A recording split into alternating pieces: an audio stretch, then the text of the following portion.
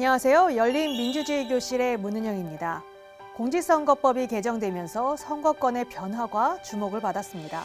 선거권 연령이 하향되면서 만 18세 선거가 가능해졌고 이에 따라 선거가 가능한 고3 학생들도 생겨났습니다. 오늘은 만 18세 선거권에 거는 기대와 새로운 민주시민교육의 발전 방향에 대해 두 분 교수님과 이야기 나눠보도록 하겠습니다. 용인대학교 최창렬 교수님 그리고 동국대학교 박명현 교수님 나와주셨습니다. 네, 안녕하세요. 안녕하세요.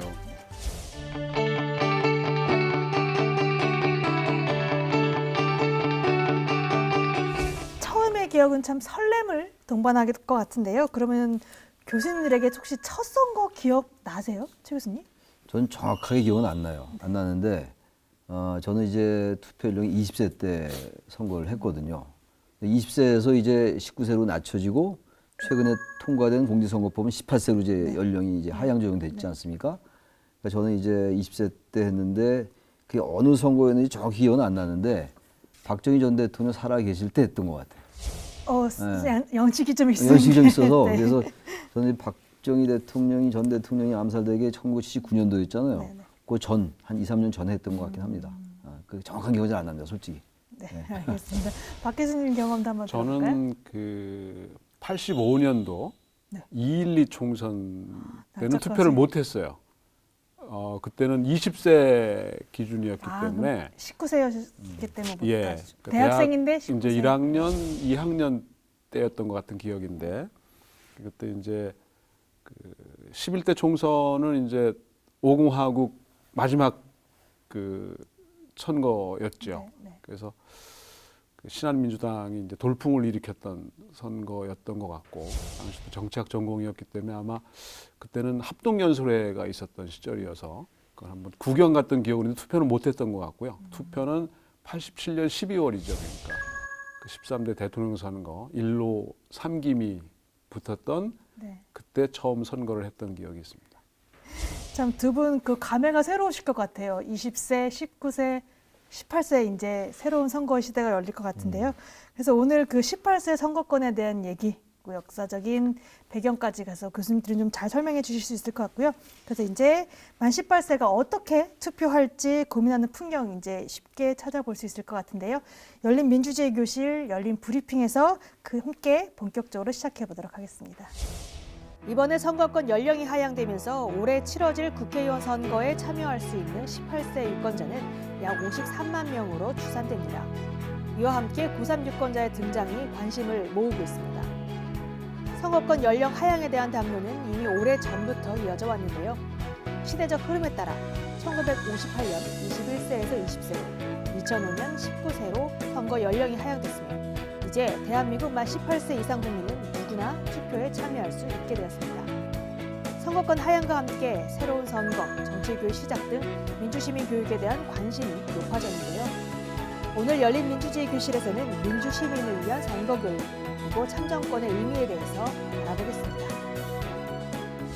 사실 선거권 연령 하향에 대한 얘기는 오래전부터 이어져 왔습니다. 그 만 18세 선거권, 학계에서나 정치권에서는 꾸준히 논의됐었지만 그동안 참 찬반이 팽팽하게 엇갈렸던 지점이 아니었나 싶은데요. 그 이유에 대해서 조금 설명 부탁드릴게요. 그 대개 우리나라 선거 지형을 보면요. 젊을수록 좀 진보적이다. 나이가 좀 들수록 좀 보수적이다. 이런 좀 글쎄요, 꼭 고정관념이라고 하기보다는 그런 생각들이 많이 있었어요. 그러다 보니까 선거 연령 인하 문제가 선거 결과, 선거 승패와 직결되는 이러한 상황이었거든요. 보수 성향의 정치 세력 그리고 진보 성향의 정치 세력. 그러니까 진보 성향의 정당들은 가능하면 투표 연령을 낮추자. 세계적 추세에 맞춰서 이렇게 주장을 해왔던 것이고 대체로 이제 특히 18세로 선거 연령이 하향 조정되면은 이제 고3도 이제 투표할 수가 있는 상황이기 때문에 교실이 정치적으로 완전히 공회처럼 정치가 공회가 된다 이런 주장들이었고 거기에 반대되는 주장들은 충분히 18세면 자신의 행동을 결정할 수 있는 나이다 라고 하면서 이 첨예하게 대립됐던 거거든요. 어쨌든 그래서 어떤 선거 결과에 따른 정치적인 이익에 따라서 굉장히 서로 충돌했던 것은 아닌가. 물론 내세운 명분들은 달랐지만 그러한 그 정치 공학적인 이유가 많이 개입돼 있었다라고 일단 생각합니다. 박 교수님 어떻게 보십니까? 예, 사실 OECD 기준으로 보면 우리나라만 이제 19세 선거권 연령이었기 때문에 그 세계적인 추세와 기준에 부합하지 못한다라는 이제 비판을 들어왔고요. 그 이면에는 사실 정치적 유불리를 따지는 논리가 이제 존재했던 겁니다. 다만 이제 과연 꼭 그렇겠느냐라고 하는 것에 대해서는 이제 조금 그 논란이 있을 수 있지만 이번 경우에 이제 결국 세계적인 추세에 부합했다라고 하는 측면에서 이제 긍정적인데 이번에 선거 제도에 대한 논의가 워낙 그 초점이 강했죠. 예. 가려져 있었다 보니까 충분한 논의는 이루어지지 못했던 감이 있습니다. 사실은 교복 투표라고 불리는 고3 학생의 일부가 이제 투표를 할 수밖에 없는 상황이 됐고, 이제 그게 바람직한 거냐, 바람직하지 않은 것이냐. 물론 세계적인 추세는 이제 교복 투표도 일반적으로 이루어지고 있는 게 사실이긴 하지만 우리나라 같은 상황에서 과연 그것이 그들에게 도움되는 것인지, 그 국가적으로 바람직한 것인지에 대한 논의가 충분히 못 이루어졌다라고 하는 측면은 좀 아쉽지만 어찌되었든 세계적인 추세에 부합하게 되었다라는 측면에서는 긍정적이라고 생각합니다.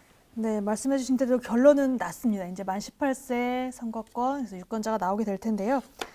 두 분 보시기에는 뭐 결론이 난사하긴 하지만 만 18세 선거권이 그래도 어찌됐든 필요한 이유가 분명히 또 명분이나 뭐 여러 가지 이유들 있었을 텐데요. 무엇이라고 생각하시나요? 18세가 어린 나이지만 젊은 나이입니다만 18세는 자기의 행동을 충분히 책임질 수 있어요. 자기의 그 자율적인 독립적인 사고와 판단으로 자기 일생에 관련된 걸 결정할 수 있거든요. 바로 그러한 것들 때문에 이번에 공직선거법 개정할 때 조금 이제 보수 성향의 정당이 조금 반대한 측면이 있긴 있었습니다만 과거처럼 이렇게 반대의 목소리가 거세지가 않았어요. 그만큼 이제 시대가 바뀐 거죠. 우리 박 교수님 말씀처럼 OECD 국가들 중에서 지금 19세 이상인 나라는 우리나라밖에 없었거든요. 네. 다 18세 이하였단 네, 말이에요. 거기 16세도 있고 그러니까. 네, 네. 그래서 아마 그런 것들이 반영이 돼서 이번 18세로 인하된 것 같고 18세 군대도 가거든요. 군대도 가고 공무원도 될 수 공무원도 되고 있어요. 다 이런단 말이에요. 그래서 이거는 그러한 것들을 인정하기 때문에 아마 보수 성향의 정당도 큰 반대는 하지 않았던 것은 아닌가 이렇게 추론할 수 있을 것 같습니다. 알겠습니다. 이제 실질적으로 이제 국회의원 이번 실시된 국회의원 선거에서 선거에 참여할 수 있는 만 18세 유권자는 53만 명으로 추산되고 여기서 이중 고3 학생들도 투표를 할 수 있는 아까 교복 입고 투표하는 그런 상황이 이제 벌어질 텐데 이 투표 연령 하향으로 젊은 층의 그러면 투표율이 좀 선거가 조금 더 확대될까요? 과연 바로 이어질까요? 2016년 총선부터 그리고 이제 그 이전부터 기미가 좀 보이긴 했는데 이 젊은 층의 투표율이 지속적으로 오르는 편이죠. 올라왔거든요. 네, 이제 선거를 거듭할수록 따라서 결국 민주주의는 참여가 전제돼 있는 거고 그 참여는 책임을 함께 수반하는 것이니까 그런 측면에서 보면 참여를 안 한다는 거는 책임을 안 진다는 것이고 우리 공동체의 의사결정 과정에 어찌되었든 중요한 부분이 빠져 있다라고 하는 측면이기 때문에 젊은 층의 투표율이 아무래도 좀 더 관심을 가지게 될 계기가 되지 않을까 생각이 되고요. 어찌되었든 우리의 문제를 우리가 결정하는 과정이 선거라고 한다면 그들 또한 참여를 통해서 자신들의 권리와 또 그에 따르는 책임을 함께 하는 게 당연한 것이 아닌가 생각합니다. 네. 그리고 또 이번 선거권 확대로 인해서 이제 선거권이 있는 사람이 정당에 가입할 수 있도록 우리나라 정당법에서 규정하고 있었기 때문에 이제 만 18세 유권자, 말 그대로 저 교복 입은 고등학생들이 정당에 가입하는 실질적으로 최근 정당에 입당했다는 뭐 기사가 나기도 했고요. 그래서 이런 18세 선거권 행사로 인해서 어떤 변화가 조금 일단 당장 예측이 될까요? 우선 이제 당장 정당들은 이제 선거가 임박했으니까 21대 총선이 다가왔기 때문에 네.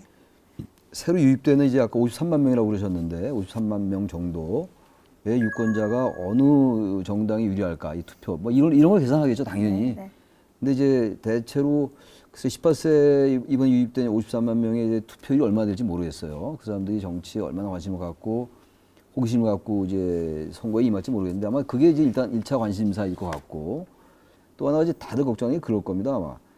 18세면 이제 학생도 있는데 고3 학생도 있는데 이들이 과연 정당에 가입하고 이런 게 맞는 거냐 아마 이런 논란이 있을 것 같아요. 이미 이제 결정된 겁니다만 우리 한국의 정당 문화라든지 정치 참여율 이런 게 대단히 낮으니까 그래서 정당에 많이 가입하고 정치 활동을 통해서 우리들의 의사를 개진하고 원내에 또 진입하고 이래서 정당이 활성화돼야 되는 거거든요. 그래서 원래 민주주의는 기본적으로 정당 정치거든요.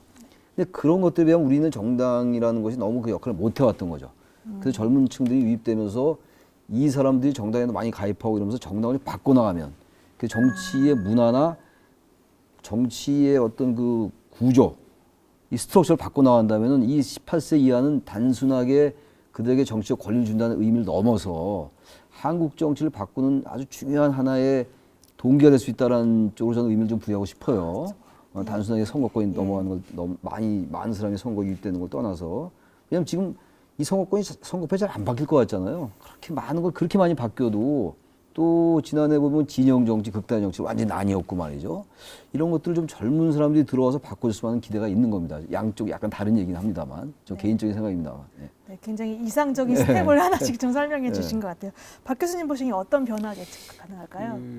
사실은 경험이 중요하지 않나 생각이 됩니다. 특히 이제 사실 정치라고 하는 것이 뭐 국회에서나 일어나는 일이고 대통령만 하는 것이 아니라 어떤 권력의 문제를 다루는 것이라고 하고 공동체의 문제를 다루는 것이라고 한다면 우리가 이제 정치인을 양성하는 또는 정치적인 일에 종사할 수 있는 공공적인 인재를 양성하는 과정이라고 본다면 사실 메르켈 총리 같은 경우도 10대 때 이미 당원이 됐고 그 과정을 거치면서 지금의 자리에까지 어떻게 보면 오를 수 있었다는 측면에서 보면 어느 날 갑자기 슈퍼맨이 돼서 정치에 진입하는 것이 아니라 어떤 경험과 경륜과 검증의 과정을 거쳐서 정치인으로 성장할 수 있는 어려서부터 결국 이제 우리의 공동체 문제를 우리가 해결하자고 하는 게 그들의 대표로서 이제 우리의 대표가 이제 정치인이라고 한다면 그런 훈련받은 검증받은 뭔가 양성된 그런 측면에서 본다면 어릴수록 그런 공동체를 위한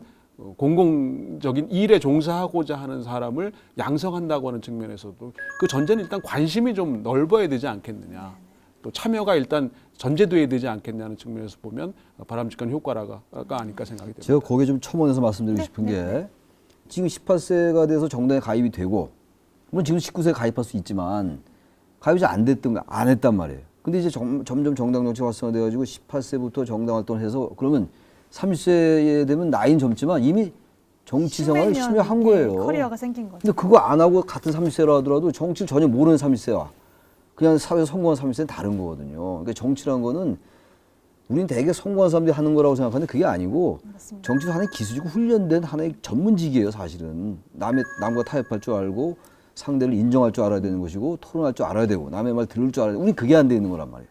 그런 의미에서 저는 정치 연령이 인하라는 게 단순히 젊은 사람들이 자신들의 청년들의 어려움을 대표한다라는 소극적인 의미를 떠나서 한국 사회를 활성화시키는 그래서 그런 사람이 많이 정치에 나가가지고 정당부터 정치 교육하는 데가 좀 생기고 학교에도 그런 아카데미가 생긴다면은 우리 정치는 많이 바뀌지 않을까. 하루아침 바뀌지 않는다 하더라도 그런 데서 굉장히 큰 의미가 있는 것 같아요. 네. 시작하자마자 결론 같은 얘기를 해주셔서 사실 정치하고 정치인이 엄연히 다른 존재인데 정치인이 정치를 한다고 생각했다 보니까 정치하고 자꾸가 우리 일반생활하고 들이대는 것 같습니다.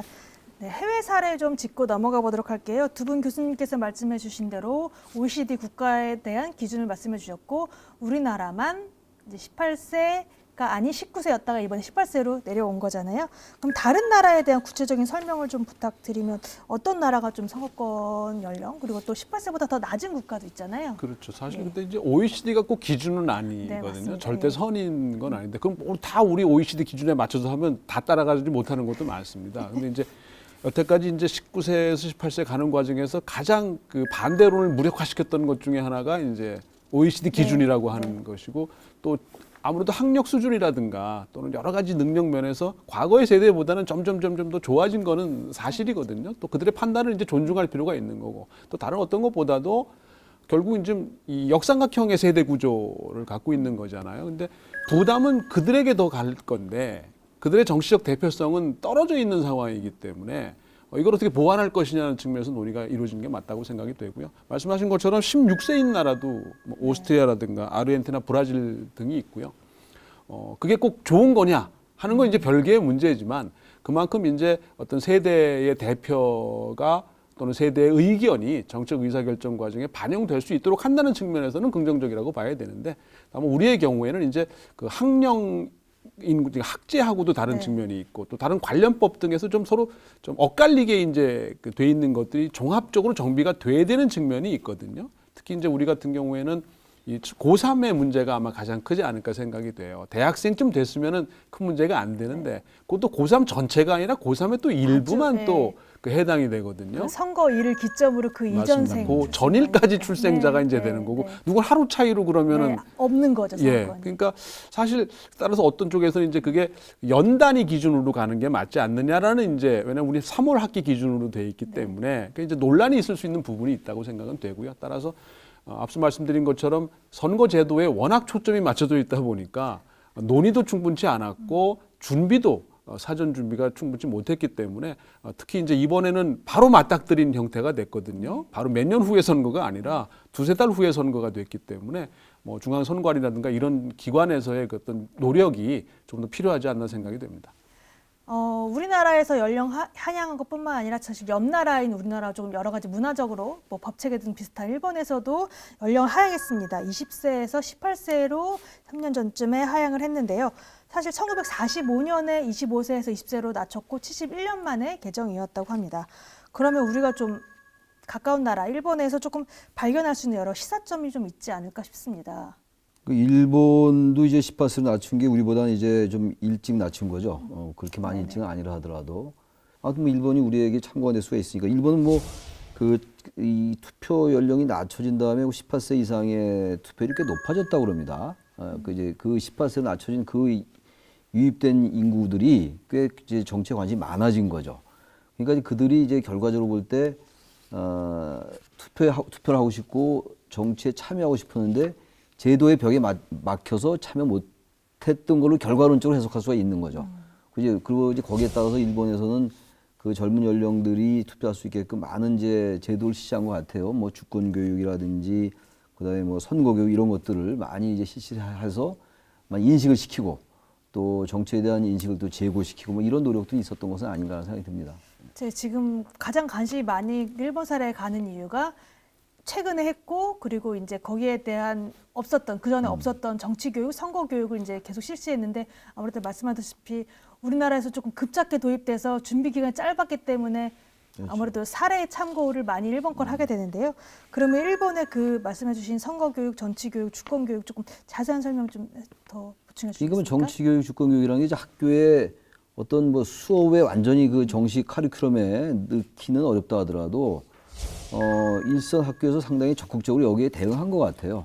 그러니까 이제 이 18세로 낮춰졌으니까 이 교실에서 정치 토론이 이루어지고 이런 것들에서 부정적으로 바라보질 않고 기왕에 이제 선거 연령이 낮춰졌으니까 정치란 무엇이며 왜 정치에 참여해야 되고 유권자들이 참여해서 무엇을 바꿀 수 있으며 이런 것들을 적극적으로 교육을 시킨 것 같아요. 그런 것들이 이제 선거 교육이나 주권 교육 또는 여러 가지 그 이제 학교에서의 노력 이런 것들로 나타나면서 그 결과로 18세 이상 그 새로 유입된 그 유권자들의 투표율이 높아졌다 이렇게 해석할 수가 있을 것 같아서 우리가 일본의 예를 잘 이제 참고를 해서 우리가 이제 본받는다면 우리도 지나치게 이거 보수적 관점에서 너무 18세 이 교실에 정치가 오염된다고 보지 말고 이왕 결정됐으니까 뭐 또 개정할 건 아니잖아요 이거를. 네. 그렇다면 이제 보다 적극적으로 정치도 바꾸고 이들이 정치의 하나의 그 매개 효과를 좀 보여주고 해서 정치를 바꾸게끔 학교나 일선적인 교육기관이나 또 정부에서도 이런 거 좀 부작용이 없는 한도 내에서 그렇다고 또 학교에서 너무 지나치게 이 중앙정치, 기성정치가 그대로 또 이식되면 그건 너무너무 안 좋은 일이니까 그런 것들을 막는 여러 가지 제도적 장치, 노력들 이런 것들이 일본의 예를 좀 참고해서 하는 게 좋지 않을까라고 생각이 됩니다. 네. 말씀해 주신 대로 그러면 이제 가장 문제가 되는 게 교실에서 투표하는 고3 학생 유권자잖아요. 이 청소년들의 정치적 선택 판단 중요했을 때 어떤 정책이 좀 구체적으로 필요할까요, 박 교수님? 글쎄요, 이제 처음 해보는 거라서 상당히 혼란이 불가피할 수 있지 않나 생각이 됩니다. 이제 선거 운동의 장소와 방법 등을 놓고도 학교 안에 들어갈 수 있느냐, 학교 근처에서 할 수 있느냐, 그 사람들을 대상으로 할 수 있느냐, 네. 또 그들 중에 일부는 또 유권자가 아닌 경우에 해당이 되고, 따라서 상당히 혼란스러울 수 있지 않겠나 생각이 되는데요. 아마 청소년들도 이제 나름의 어떤 정치적 의견까지는 아니더라도 나름의 어떤 판단을 할 수 있는 충분한 자격과 소양을 갖추고 있다고 전제하는 게 중요하다고 생각하고요.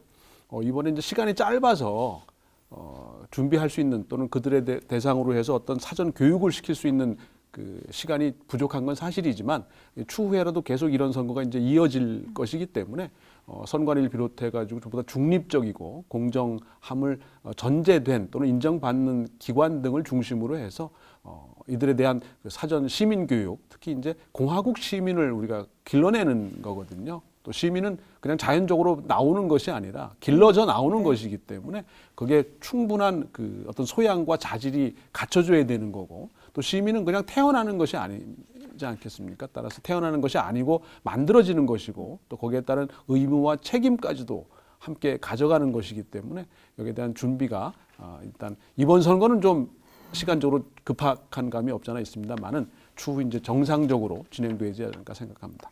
네, 결국 이제 됐으니까 이제 어떻게 해야 되냐, 결국 이게 교육적인 측면에 지금 포커스가 맞춰지지 않았습니다.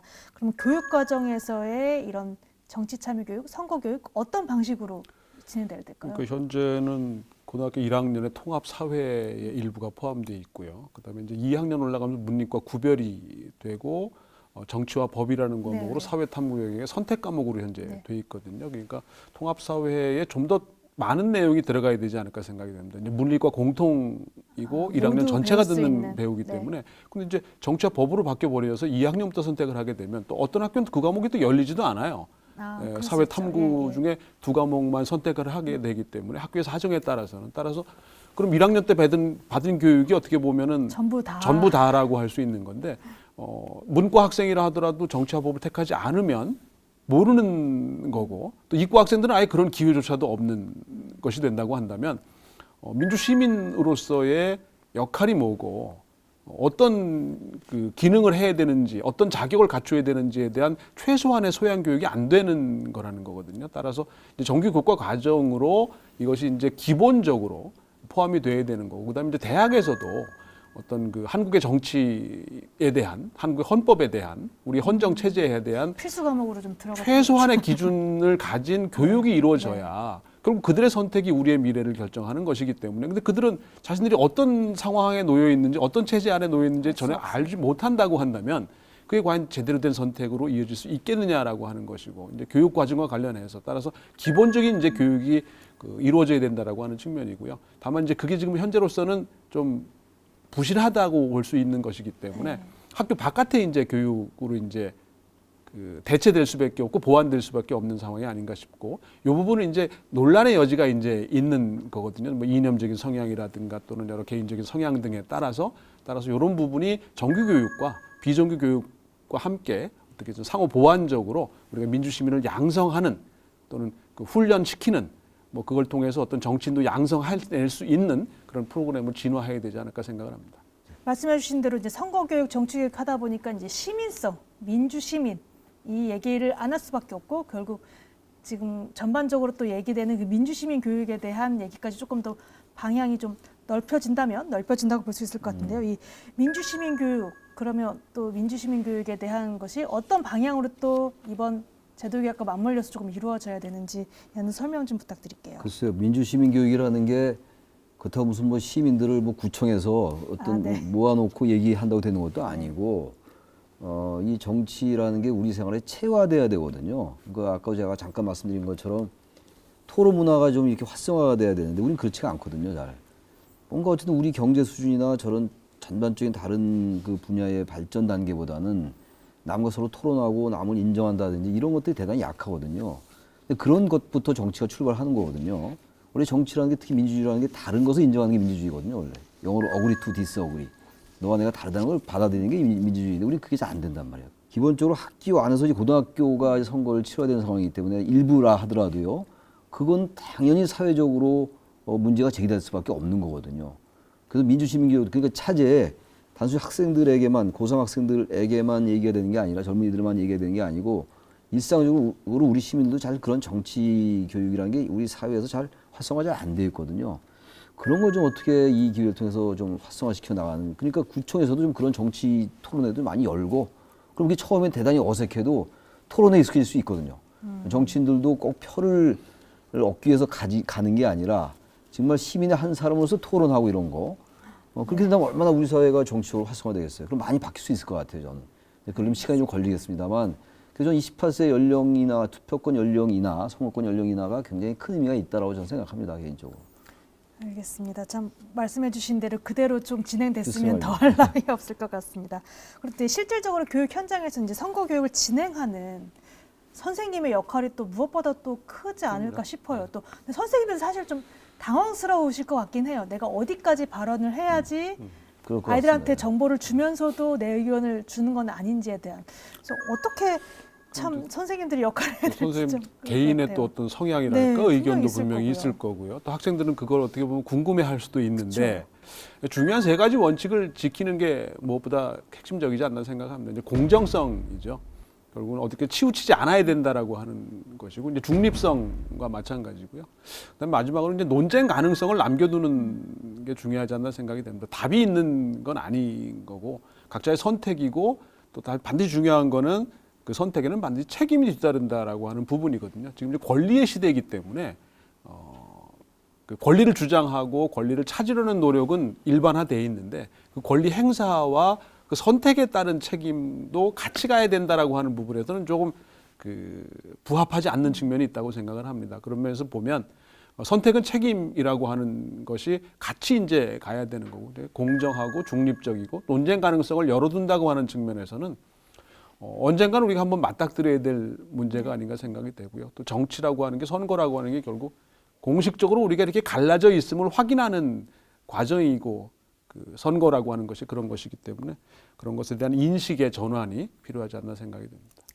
네, 사실 좀 섣부른 얘기일 수도 있는데 18세가 종착역은 아닐 수도 있잖아요. 사실 뭐 해외 얘기를 또 한 번 더 하게 되겠지만 16세 선거권을 준 나라도 있고 그리고 16세 선거권을 줘야 된다고 굉장히 논쟁 중인 나라가 있는 것으로 알고 있습니다. 그래서 우리나라 참정권 범위 어디까지 확대돼야 되는지 좀 어떤 방향으로 이루어져야 된다고 결론적으로 좀 생각하십니까? 선거 연령 인하는 앞으로도 계속 압박이 있을 걸로 네. 생각을 합니다. 세계적인 추세도 그렇고 또 우리 세대 구조가 이제 고연령층이 늘어나는 대신 저연령층은 상대적으로 줄은 인구 상황이거든요. 구조가 바뀌고 있죠. 그러니까 70년대 100만 명 세대였다면 지금 이제 30만 명 세대까지 이제 내려가고 있는 상황인데 우리의 경제 구조로 봐서는 세대의 수는 적어졌지만 그들이 부담해야 할 경제적 또는 부담 등은 더 늘어나는 상황이거든요.